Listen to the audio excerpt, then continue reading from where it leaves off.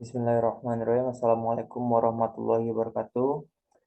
Hari ini saya akan mempresentasikan tugas akhir pemrograman web tahun 2023.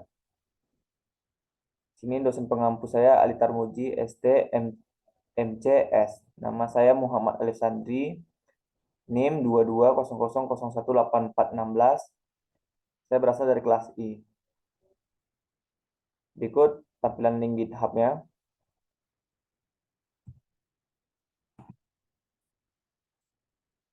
Deskripsi web. Tugas akhir yang saya bikin adalah sebuah halaman HTML yang merupakan bagian dari tugas pemrograman web atau materi. Halaman ini memiliki struktur dasar HTML dengan deklarasi tipe dokumen, tag HTML, dan elemen-elemen seperti head, body, header, nav, main, asset, artikel, dan footer. Pada bagian head terdapat beberapa elemen meta seperti pengaturan karakter set, viewport, serta judul halaman. Terdapat pula penambahan file eksternal untuk style sheet atau script CSS dan javascript.js.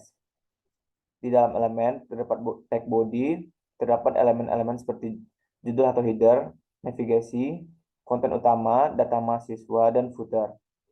Konten utama menampilkan data mahasiswa seperti nama, NIM, SKS, IPK, dan status mahasiswa. Halaman ini juga mencantumkan hak cipta pada bagian footer. Kita lanjut pada halaman berikutnya.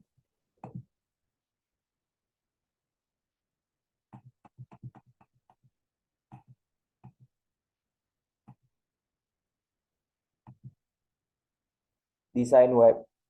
Pemrograman yang saya buat dan saya desain menggunakan Figma untuk mendesain codingan saya sebelum dieksekusi dalam web, dan berikut contoh desainnya. Di sini ada tampilan webnya, tampilan pembayaran, dan tampilan info dalam pembayaran.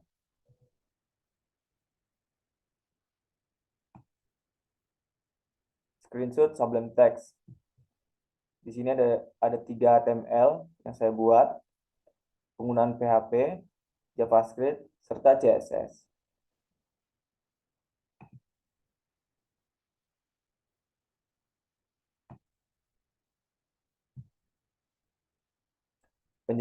Penjelasan singkat dan fitur dalam web. Baris 1, mendeklarasikan tipe dokumen HTML. Baris 2, elemen tag HTML sebagai elemen root dokumen dengan atribut length yang menentukan bahasa, yaitu Inggris. Baris ketiga, elemen head yang memulai bagian kepala dokumen HTML. Baris kelima sampai 7, beberapa meta tag dan judul halaman. Baris ke-8, tautan ke file CSS eksternal yang menggunakan elemen di dalam tag link yang merujuk ke script.js. Baris ke-9, tautan ke file JavaScript eksternal menggunakan elemen script yang merujuk ke script.js.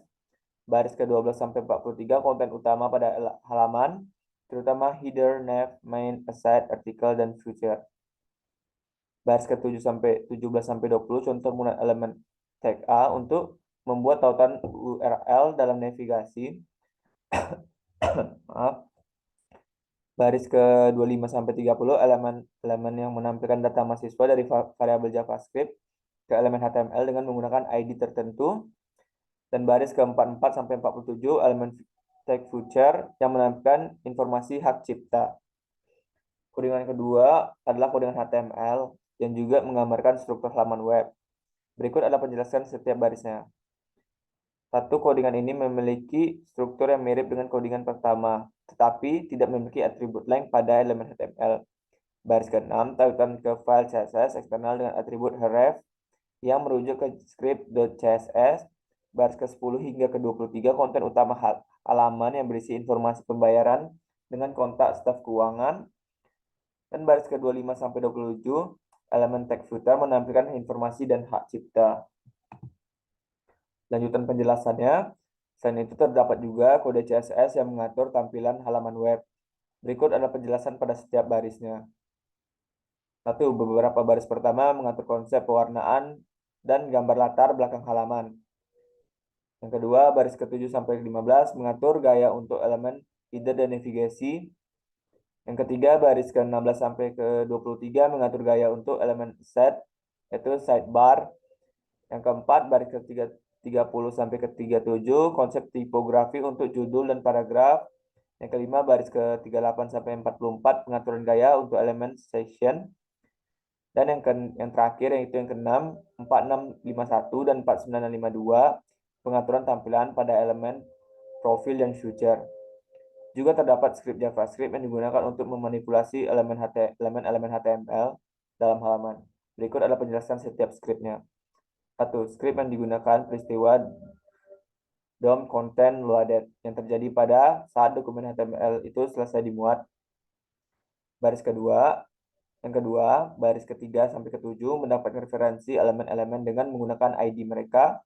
Yang ketiga, baris ke-9 sampai ke-30, logika untuk menampilkan data mahasiswa dari variabel JavaScript ke halaman elemen HTML. Yang keempat, logika tersebut memeriksa nilai SKS dan IPK untuk menentukan status mahasiswa berprestasi akademik. Terakhir, terdapat juga script JPHP yang digunakan untuk memproses data dari formulir pembayaran. Berikut adalah penjelasan setiap barisnya. Baris ke-5, 6 sampai 73 mengambil nilai dari formulir dengan metode POST dan menampilkannya sebagai bukti transaksi. Dan baris kedua, nilai-nilai tersebut digunakan untuk menghitung total tagihan dan sisa pembayaran. Berikut adalah penguploadan di GitHub, penguploadan di localhost-nya. Hasil screenshot-nya ya. Tampilan web dari codingan yang kita buat tadi. Ini tampilan info pembayaran pada webnya. Ini tampilan pengisian, pembayaran, dan mata kuliah, dan jumlah yang harus dibayarkan. Nah, setelah data yang kita isi, maka akan tersimpan pada PHP dalam web tersebut. Mungkin sekian saja dari presentasi saya pada hari ini. Bila ada kata-kata yang salah, mohon dimaafkan. Wabillahi taufiq wal hidayah. Wassalamualaikum warahmatullahi wabarakatuh.